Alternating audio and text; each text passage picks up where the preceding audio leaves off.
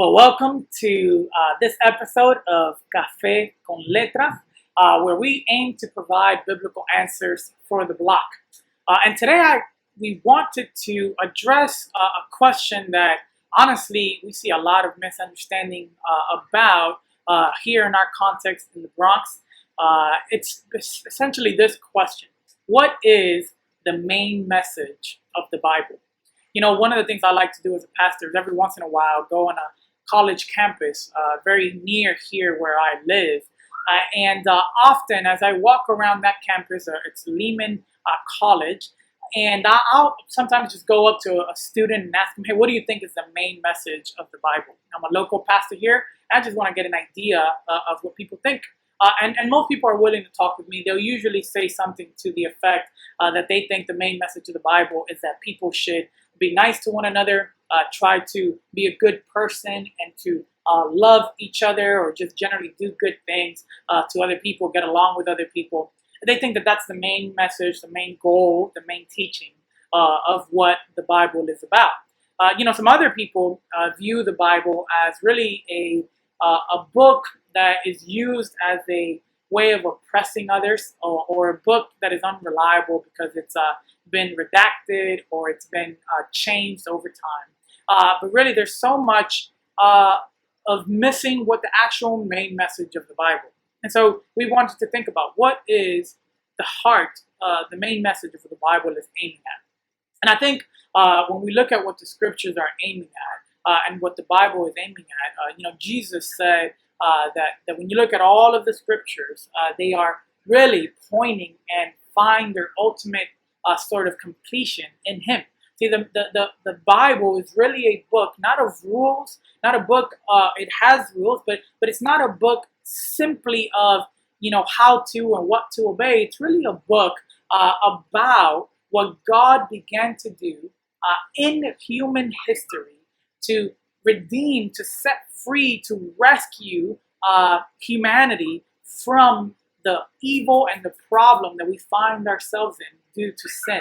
It's really a book that tells us through human history, as it looks at how God began to act and to unfold over the centuries a plan, His perfect plan, beautiful, wonderful plan, that ultimately finds its climax in the person of Jesus Christ, where Jesus Christ, being God and man, dies on a cross to really shoulder all of the sin of humanity, the sin of every person who would call on Jesus.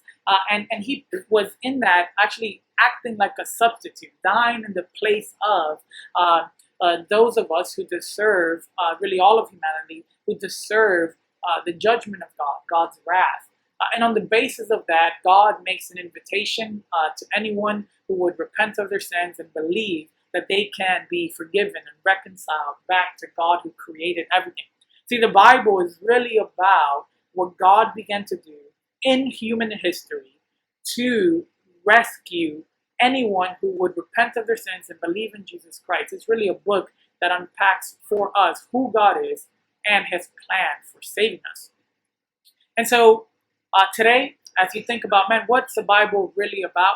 If that's not really at the core, if that's not central, really that message of what Christ began to do and what Christ accomplished through His death and His resurrection begins to really point us towards what God also will complete in the future, where God will completely undo the effects of sin, not only on humanity, not only on our spiritual relationship with Him, but even as it is seen in society, and even as it is seen in nature.